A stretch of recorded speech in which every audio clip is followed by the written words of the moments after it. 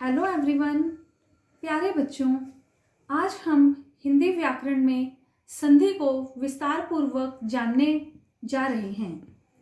संधि 3 प्रकार की होती है: स्वर संधि, व्यंजन संधि और विसर्ग संधि। स्वर संधि हम कल पढ़ चुके हैं। आज हम व्यंजन संधि को विस्तार पूर्वक जानेंगे। इसको जानने से पहले यह जानना जरूरी है कि व्यंजन संधि क्या होती है। व्यंजन संधि जो वह कहलाती है जब व्यंजन के साथ व्यंजन मिले या फिर स्वर मिलने के बाद उसमें एक नया परिवर्तन आए, वह हमारी व्यंजन संधि कहलाती है। जैसे जगत प्लस ईश। जगत में त हमारा व्यंजन है और ईश में ई हमारा स्वर है। इन दोनों के मिलने पर जगत के साथ जब ईश जोड़ा जाए तो हमारा जगदीश बनता है। व्यंजन संधि को जानने के लिए हमें उसके 8 नियमों को जानना बहुत ही जरूरी है। इन नियमों को जानने से पहले आप यह समझ लीजिए कि व्यंजन को हम 5 वर्गों में बांटते हैं। जैसे क वर्ग, च वर्ग, ट वर्ग, त वर्ग और प वर्ग। क वाली लाइन के पहले 5 अक्षर क वर्ग में आते हैं और च वर्ग में च लाइन के 5 अक्षर आते हैं। इसी तरह यह व्यंजन हमारे 5 भागों में बट जाते हैं। तो आइए चलते हैं हम इन 8 नियमों की तरफ। पहला नियम, पहले वर्ग के वर्ण 1 का वर्ण 3 में परिवर्तन। क, च, ट, त, प के साथ यदि ग, घ, ज, झ, ड, ढ, द, ध, ब, भ ये शब्द मिल जाएं तो यह अपने वर्ग के तीसरे वर्ण में परिवर्तित हो जाता है। इसी तरह यदि इसके साथ य, र, ल, व जुड़ जाए या फिर कोई स्वर जुड़ जाए तो वह अपने वर्ग के तीसरे व्यंजन में परिवर्तित हो जाता है।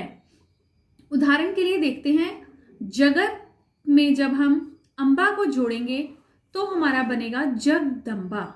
इसी तरह अच में जब हम अंत जोड़ेंगे तो बनेगा अजंत। इसमें देखिए, च हमारा तीसरे वर्ण ज में परिवर्तित हुआ और त हमारा तीसरे वर्ण द में परिवर्तित हुआ। चलते हैं हम दूसरे नियम की तरफ। वर्ण 1 का वर्ण 5 में परिवर्तन।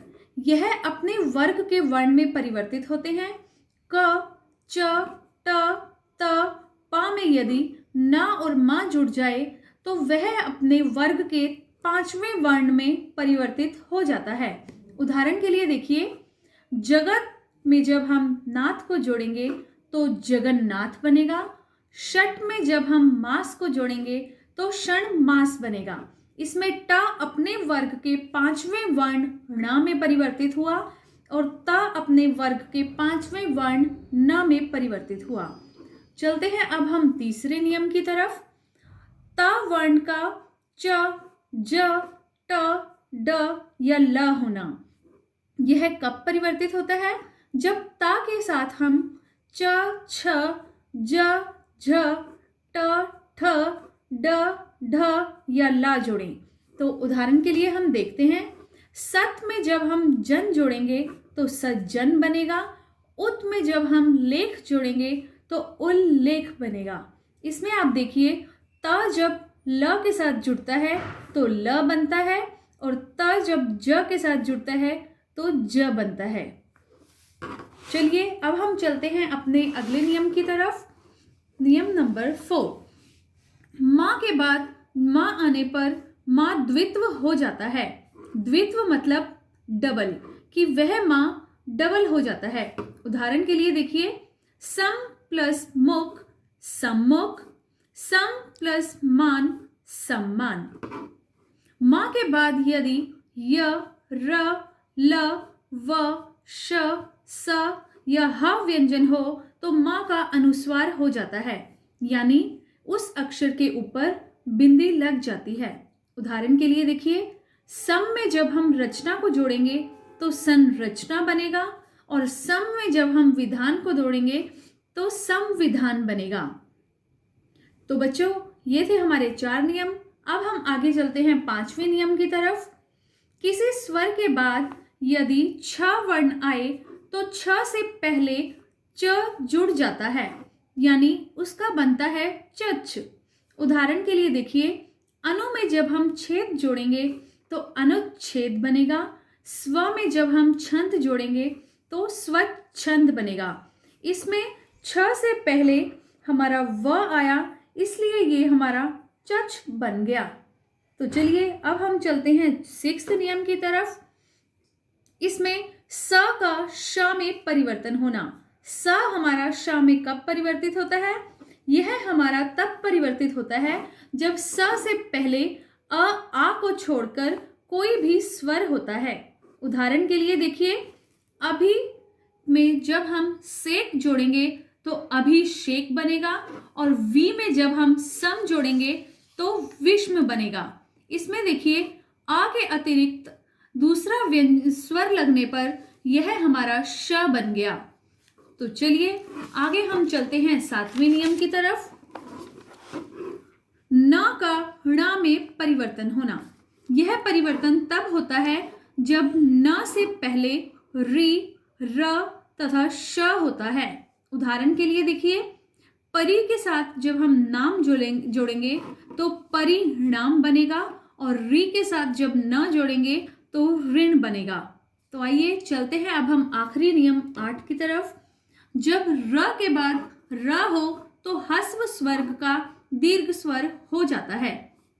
उदाहरण के लिए देखिए, निर में जब हम रोग जोड़ेंगे तो नी रोग बनेगा, और निर में जब हम रस जोड़ेंगे तो नी रस बनेगा। इसमें र 2 बार आने की स्थिति में ना के ऊपर बड़ी ई की मात्रा लगेगी, यानी ह्रस्व स्वर्ग का दीर्घ स्वर बन जाएगा। तो प्यारे बच्चों, ये थे हमारे व्यंजन संधि के 8 नियम। यदि आप इन 8 नियमों को अच्छी तरह समझ लें तो आप बड़ी ही आसानी से व्यंजन संधि को हल कर सकते हैं। तो अब आप अपनी किताब निकालिए और अपनी पुस्तक का अध्याय 2 का संधि का पेज नंबर 24 निकालिए, जिस पर आपको कुछ वैकल्पिक प्रश्न दिए गए हैं और आप उनको बड़ी ही आसानी से हल कर सकते हैं। इसके बाद आप उसी पुस्तक का पेज नंबर 30 निकालिए, जिसके ऊपर इन्हीं 8 उदाहरणों पर आधारित 8 नियम दिए गए हैं। 8 नियमों के साथ 8 उदाहरण हैं, उनके ऊपर आपने सबके 2-2 उदाहरण लिखने हैं। तो ये था हमारा आज का विषय व्यंजन संधि। इसके बाद अब हम कल पढ़ेंगे विसर्ग संधि। धन्यवाद।